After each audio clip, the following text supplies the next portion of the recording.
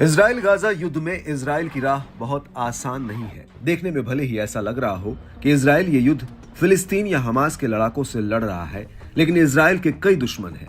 Gaza, Lebanon, Syria, Yemen, Iran और Iraq जैसी ताकतें इजराइल के खिलाफ खड़ी हैं। इजराइल के हमलों का जवाब देने के लिए उसके दुश्मन आत्मघाती लड़ाकों की भर्ती करने से लेकर नए हथियारों तक का बंदोबस्त कर रहे हैं।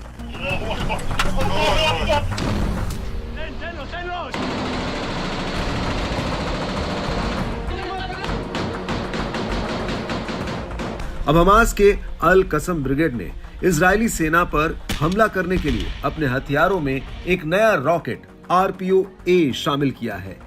ये रॉकेट रूस द्वारा निर्मित एंटी फोर्टिफिकेशन शेल है। इसे श्मेल नाम से भी जाना जाता है। अल कसम ब्रिगेड की माने तो इसका इस्तेमाल पहली बार जबालिया में गाजा ओल्ड स्ट्रीट पर एक घर में तैनात इजरायली सेना की एक खास यूनिट पर हमला करने के लिए किया गया था।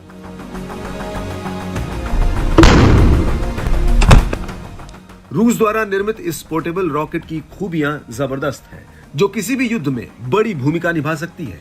आइए जरा इसकी खासियत से आपको वाकिफ कराते हैं।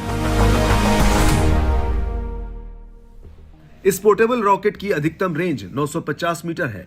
इसकी डायरेक्ट फायर क्षमता 300 मीटर है।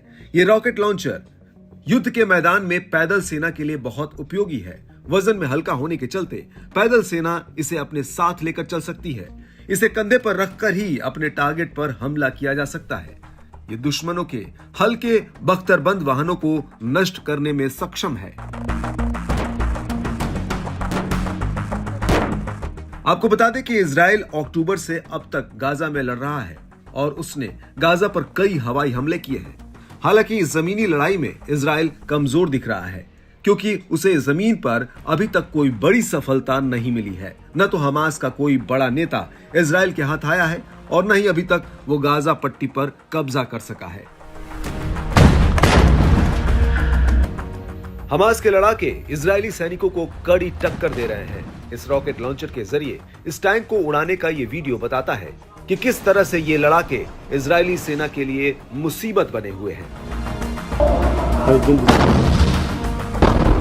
इधर इस्लामिक रिवॉल्यूशनरी गार्ड कॉर्प्स यानी IRGC के एक कमांडर की मौत के बाद ईरान भी इजराइल पर भड़क उठा है।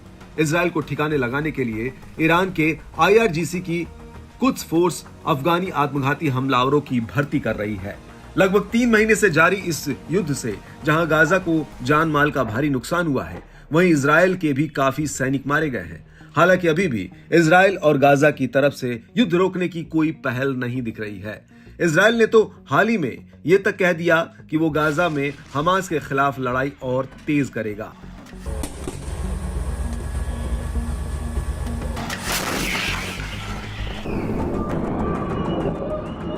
इधर ईरान ने भी अपने कमांडर की मौत का बदला लेने की कसम खाई है।